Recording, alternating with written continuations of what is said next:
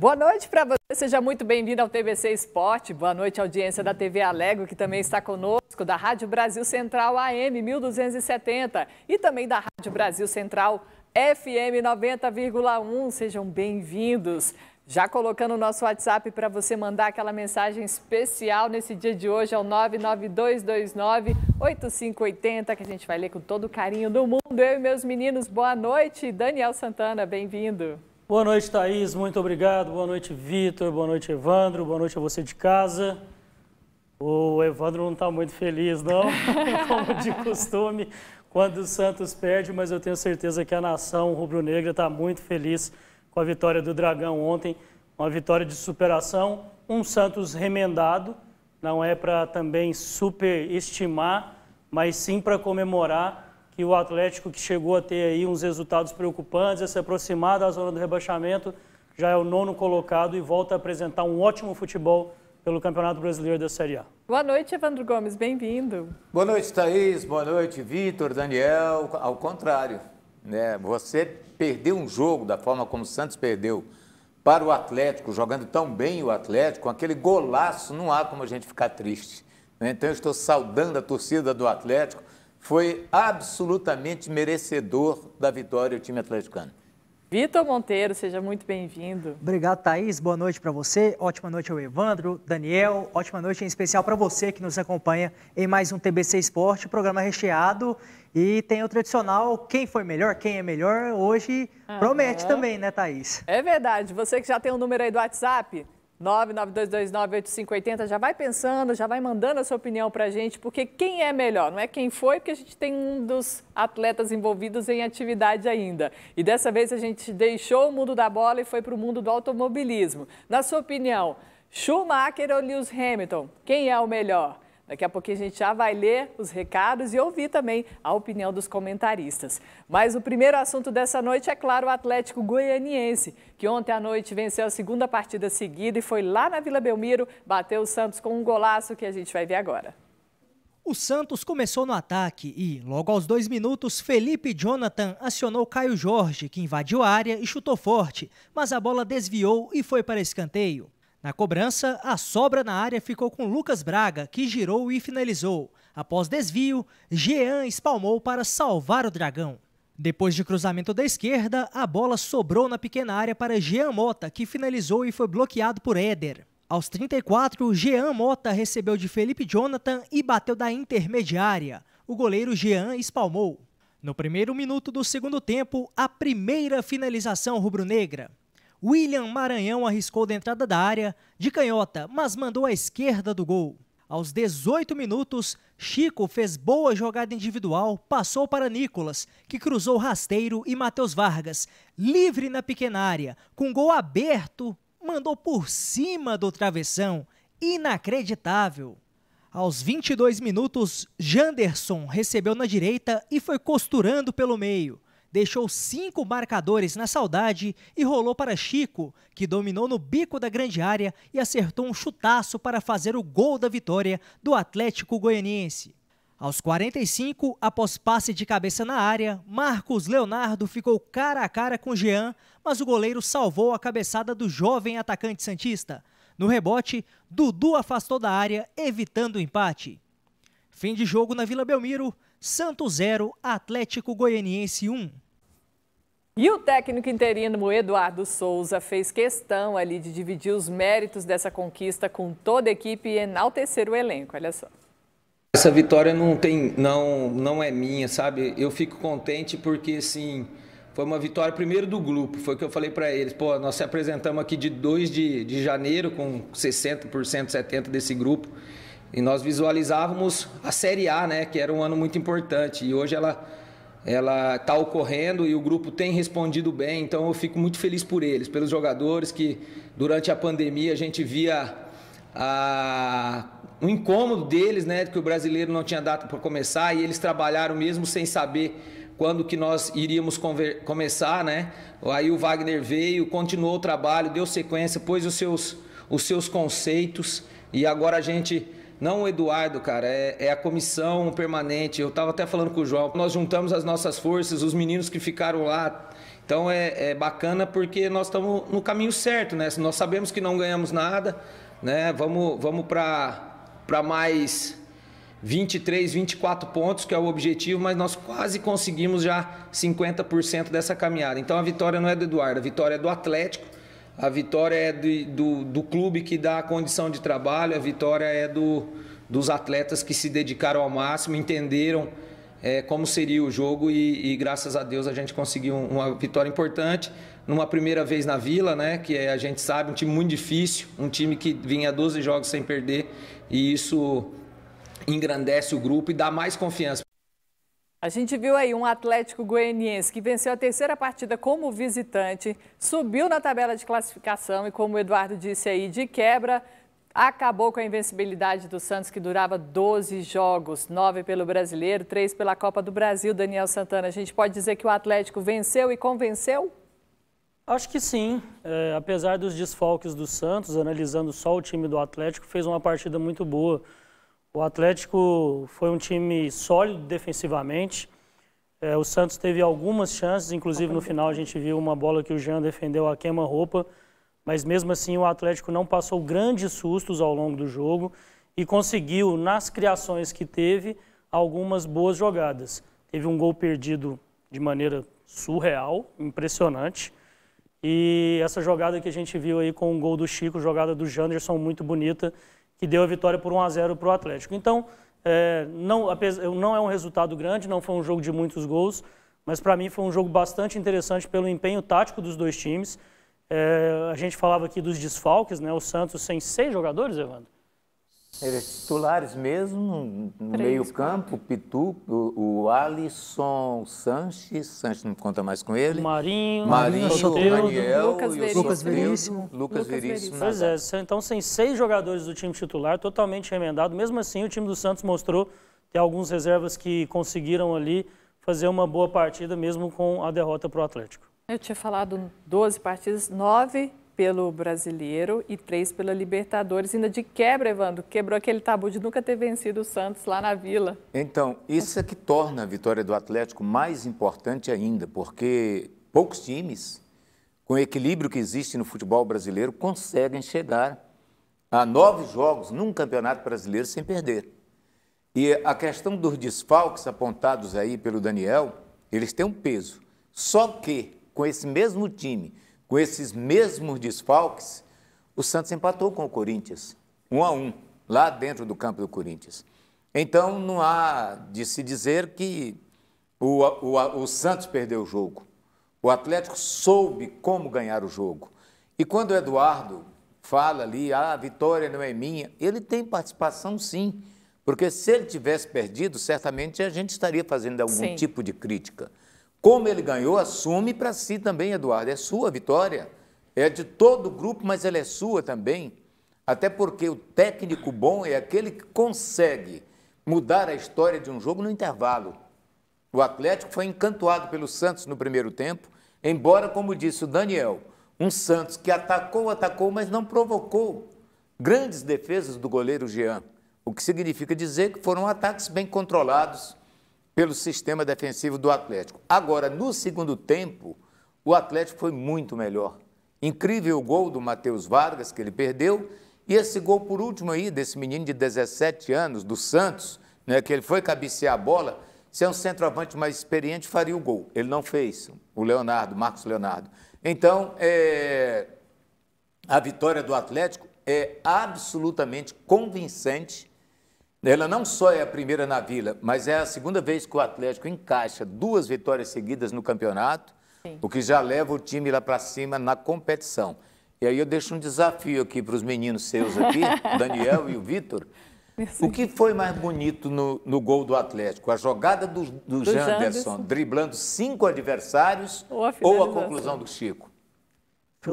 A jogada do Janderson foi linda e o Chico fechou com chave de ouro, né? Sim, 2 coisas.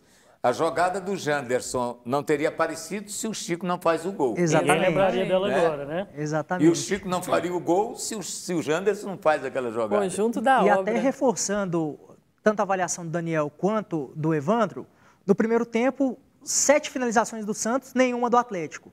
Então, mostra que o Atlético teve muita dificuldade nessa parte ofensiva. O meio e a parte de ataque, propriamente, foram bem inoperantes, não conseguiu criar.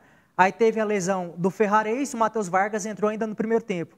E aí vem, complementando o que o Evandro falou em relação a méritos do Eduardo Souza, o Atlético mudou a postura para o segundo tempo. Começou a abafar um pouco mais a saída do Santos, conseguiu controlar e criar melhor as oportunidades. Antes do gol, o Atlético teve pelo menos mais 2 boas jogadas, trocando passes, envolvendo a defesa do Santos. O lance que o Matheus Vargas perdeu o gol de forma inacreditável mesmo, foi uma jogada muito bem tramada pelo time do Atlético. Troca de passe, de pé em pé, do Chico para o Nicolas, levantou a cabeça e acionou o Matheus na área. Então o Atlético produziu, o segundo tempo foi do Atlético. Vitórias com muitos méritos. E em relação ao Eduardo, até um levantamento muito bacana do companheiro Alex Rodrigues da Rádio CBN, foi o 7º jogo que o Eduardo Souza comanda o Atlético. 5 vitórias e 2 empates, ainda não foi derrotado. E nesse ano teve um empate com Santa Cruz e venceu os outros jogos contra Grêmio Anápolis, Jaraguá, São José, Grêmio Anápolis novamente e agora contra o Santos. Então, Eduardo Souza dá uma segurança quando o Atlético precisa, ainda não arrumou um treinador, pode contar com quem é da casa, com um auxiliar permanente. E agora, para não ficar em cima do muro, Thaís, vou responder o Evandro, viu? A jogada do Janderson foi muito mais difícil, muito mais bonito que a finalização do Chico. Finalização do Chico, a gente vê gols como esse a todo momento. Agora, a jogada do Janderson não é a todo momento que a gente vê. Uma outra questão que o Evandro levantou, que eu achei muito interessante, é a melhora do Atlético no segundo tempo. E aí, se a gente for lembrar do último jogo do Atlético contra o Bragantino, também o Atlético melhorou no segundo tempo, com a entrada do Yuri. O Mateuzinho não entrou agora, mas entrou no jogo passado. Com a entrada do Matheus Vargas, talvez tenha aí um novo desafio para quem for assumir o time do Atlético, que é ver realmente qual o potencial desses reservas, porque parece que quando o time do Atlético mexe, ele cresce muito no segundo tempo. E deu uma tranquilidade essa vitória, porque afinal de contas 21 pontos somados agora. Está bem próximo ali da meta estabelecida pela comissão técnica, que é fechar o primeiro turno entre 23 e 25 pontos, para não passar sufoco ali no segundo turno. O que vocês acham? A gente dá um peso lá no Goiás também, saber que o Atlético tem mais de o dobro de pontos do Goiás, dá um desespero lá, embora o Goiás tenha os jogos a menos, né? Mas tem 2 situações que eu vejo aí. A primeira delas, eu acho que o Atlético vai economizar um pouquinho mais de dinheiro, como fez no campeonato, mantendo o Eduardo. A coisa está boa, para que mexer? Bem, não é?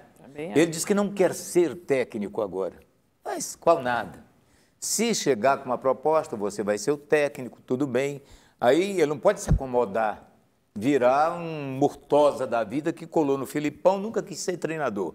Ganhou o dinheiro dele, ficou rico, né? Mas ele sempre estava colado no Filipão. Não deve ser o caso do Eduardo. Eu acho que se tiver mesmo assim, uma coisa garantida para ele, fica. Porque eu não estou vendo muita coisa melhor em relação a treinadores. O treinador bom é aquele que não inventa. A partir do momento que ele não atrapalha, ele já terá sido um bom treinador durante um jogo de futebol. Luxemburgo está disponível no mercado. Mas o Luxemburgo hoje deve ser o cara que mais ganha dinheiro no futebol, porque ele deve estar recebendo de uns 5 times que dispensaram ele nos últimos 5 anos. Né? Ele faz contrato com multa, ele dispensa e ele vai recebendo. Eu respeito o trabalho do Eduardo como auxiliar permanente, mas eu acho que num campeonato difícil como a Série A, o Atlético precisa realmente de um treinador que tenha mais cancha, que seja um treinador que tenha um pouco mais de experiência do que o Eduardo para conseguir terminar o campeonato. Tem alguns nomes, poucos, mas alguns nomes interessantes à disposição. Você tem o Thiago Nunes, que foi treinador do Corinthians, do Atlético Paranaense. Esse pensa em coisa um pouco mais alta. Está pensando no Palmeiras, está pensando assim. Pode ser que sim. Mas pela campanha que o Atlético faz, eu acho que o Atlético é sim um time interessante para esses treinadores que ainda não têm o nome de Luxemburgo, Felipão, Mano Menezes. O Mano Menezes está no Bahia e até pouco tempo foi treinador da seleção brasileira. Por que o Atlético Goianiense não pode sonhar? O aproveitamento dele lá mas duas vitórias. Por que o Atlético não pode sonhar com um treinador que tenha mais peso? Eu penso que seria muito bom para o Dragão uma experiência de um treinador de Série A, que conhecesse a Série A para fazer o Atlético fazer aí, principalmente um segundo turno, melhor do que foi esse primeiro, já que está em 9º, podendo chegar até uma classificação aí para a Sul-Americana e Libertadores. Eu acho que tem um aí que seria assim, experiente, como você sugere. Aí, Franco. Não, o Dorival Júnior.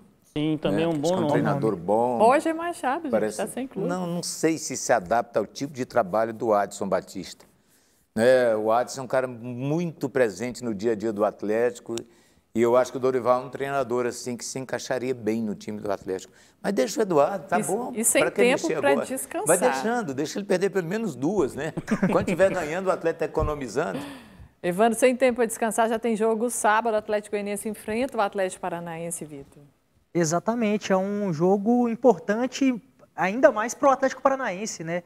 Que ontem perdeu o jogo, está na zona de rebaixamento, daqui a pouquinho a gente vai mostrar a classificação. Então o Atlético Paranaense vem pressionado, reencontros que a gente terá nesse jogo, Jorginho e Kaiser reencontrando o Dragão e o Atlético... Isso é a tal da lei do ex, hein? Se funcionar... É uma preocupação, né? Não tem alguém do Atlético de lá aqui, não? Tem, mas não pode jogar. Procurar, Nicolas, provavelmente né? vai achar. O Nicolas não pode jogar, né? Porque está emprestado. Mas é um jogo importante, um jogo que o Atlético tem totais condições de emendar uma terceira vitória consecutiva e subir ainda mais na tabela, continuar essa escalada. E vamos ver se o rival também tem chance. Vamos falar um pouquinho de Goiás, ainda na lanterna, né, do Campeonato Brasileiro. O Goiás, que jogou na terça contra o Flamengo, já entra em campo amanhã contra o Bahia, jogo marcado para as 8 da noite no estádio Ailê Pinheiro. E hoje o Clube Esmeraldino apresentou 2 reforços. Nós vamos começar falando agora do argentino Ariel Cabral, que veio por empréstimo do Cruzeiro, fica até o fim do Campeonato Brasileiro. E ele já chegou falando sobre a sua condição física, posicionamento e sobre o que achou do Clube Esmeraldino. Olha só.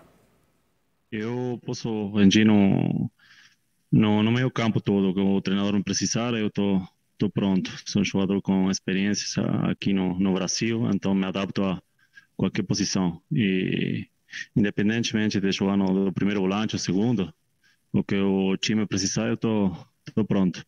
E fisicamente não teve nenhum problema. Eu estava jogando, estava treinando bem, então cheguei aqui focado e para esse próximo jogo precisar, eu estou pronto. Eu passo por tudo, né? Vitórias, derrotas. Então, como eu falei, no futebol tem muita mudança, acontece. Mas pela minha experiência, eu sei como reagir, eu sei como afrontar as dificuldades. No ano passado, no rebaixamento, eu não tive muitas possibilidades de jogar. Joguei muito pouco, muitas mudanças de treinadores, então eu não vou botar a culpa a ninguém, mas às vezes acho que o que tem pouco aqui é paciência. Você tem que ter uma linha de trabalho e tem que ser respeitada. E quem também foi apresentado hoje, estava ali ao lado do Ariel Cabral nas imagens, é o atacante Fernandão, de 33 anos, e ele chega para disputar a titularidade junto com o Rafael Moura.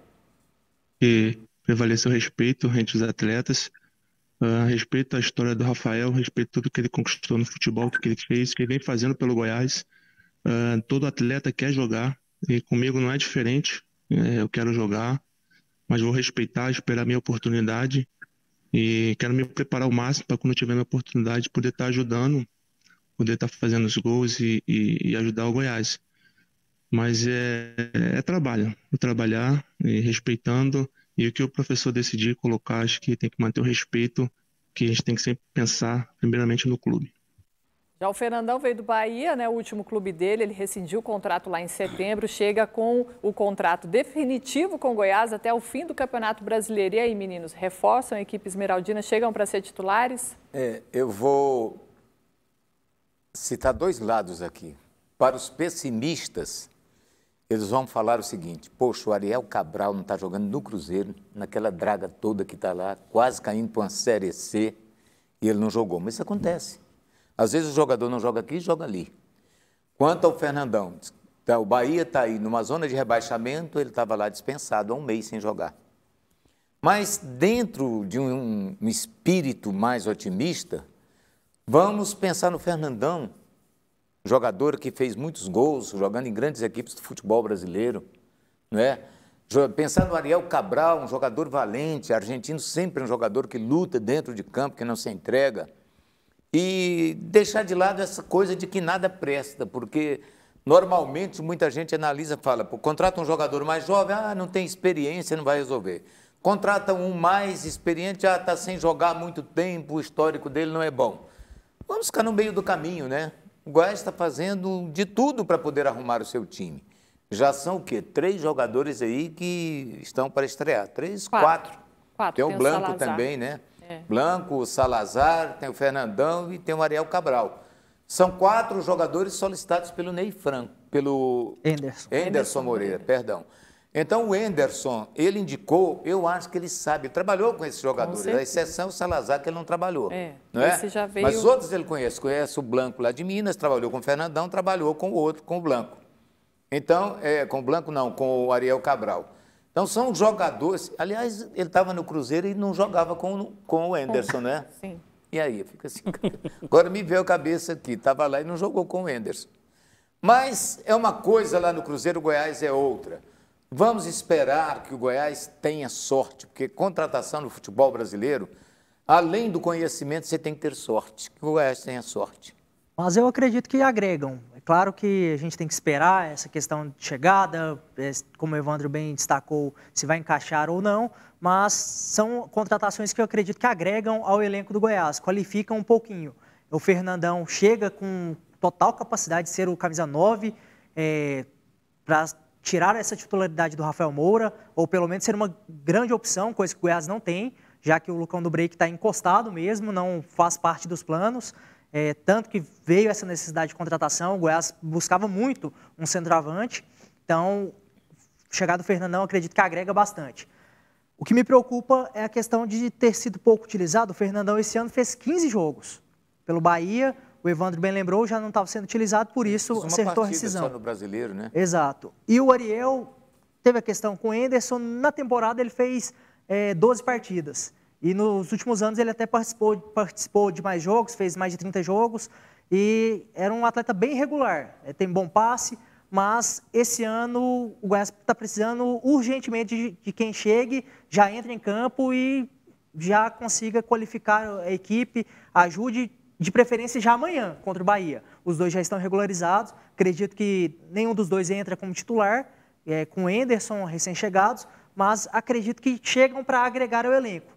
Só que o Goiás ainda precisa de um pouquinho mais. Daniel, que postura você acha que esse Goiás deve ter aí para encarar o Bahia em casa, precisando muito de um resultado? Apesar da situação do Bahia não ser das melhores no campeonato, eu acho que é um jogo bastante difícil, viu, Thaís? Primeiro, pelo que o Goiás vem apresentando. Segundo, justamente pela necessidade que o Bahia precisa de somar pontos e vai querer somar pontos contra o Lanterna do campeonato, que é o que toda equipe que jogar contra o Goiás vai pensar.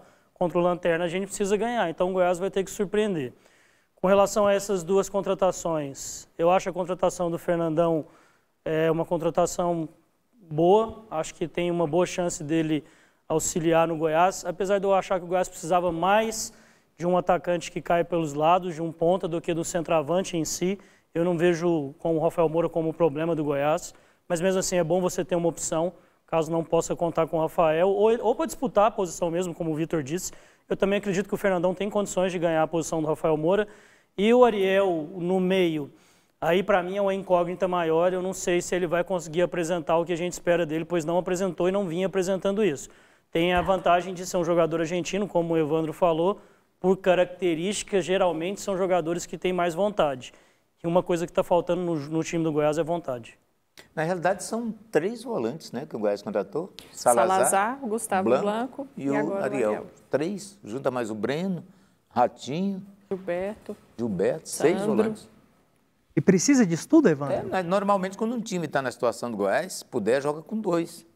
É melhor ser fechado do que tentar ganhar de qualquer jeito, né? O Goiás, o único jogo aí que ele ganhou assim mesmo, que levou uma pressão danada contra o Inter, jogou contra um time pequeno mesmo, lá atrás. Fechou totalmente e ganhou. Vamos para os recadinhos aqui da nossa audiência. Boa noite, Thaís. O programa é ótimo, é excelente, pelo seu encanto e pelo talento de todos. Carlindo, do Centro de Saúde da Família. Obrigada, Carlindo, pela sua participação aqui conosco. Muitos recadinhos chegando no nosso WhatsApp. Boa noite, pessoal do TBC. Thaís, Vitor, Daniel, Evandro. O Atlético deve contratar um técnico o mais rápido possível ou continua com o interino. Um abraço a vocês, Albertino de Nerópolis. Eu já dei minha opinião. Deixa rolar. Né? Exatamente. Com calma, o Eduardo já conhece o elenco, tem a confiança do Adson. Vai com calma. Para mim, tem que contratar um treinador experiente, um treinador que conheça de Série A e que dirija um time do tamanho que o Atlético tem que ser. A gente vê aí muitos interinos ficando pelos clubes e não dando certo. Nesse campeonato a gente já teve Diego Coelho, o Ramon era interino ou não? Ramon, né? Ele foi contratado. Mas nós tivemos vários exemplos de treinadores que não deram certo e eu acho que vocês estão pensando pequeno pro Dragão, viu? Olha esse recado do Vitor Lins. Thaís, meu Dragão ontem entrou dentro do aquário e pescou um peixe com um golaço. Thaís, fala pra galera aí que se o Janderson faz o gol depois daquela jogada, era gol para Prêmio Puskás. Pela jogada, verdade, né? Pela jogada. O conjunto da obra, foi bonito mesmo. Meu nome é Edson, moro em Senador Canedo, sou muito fã da Thaís e o Evandro. Há muitos anos assisto eles, um abração para os dois e que todos continuem aí fazendo esse esporte maravilhoso. Evandro, também sou Vila, nós vamos subir. Abração. Eu também sou. Ele falou assim, eu também sou, não entendi por quê. Né? Eu também não entendi, não. Também não. Boa noite, amores do esporte. Estou ligadinha pela 90,1 FM. O melhor é o Schumacher, Shirley do Jardim Vila Boa. Obrigada, Shirley, que escuta a gente aí na RBC FM. Muito obrigada pela sua companhia aqui com a gente.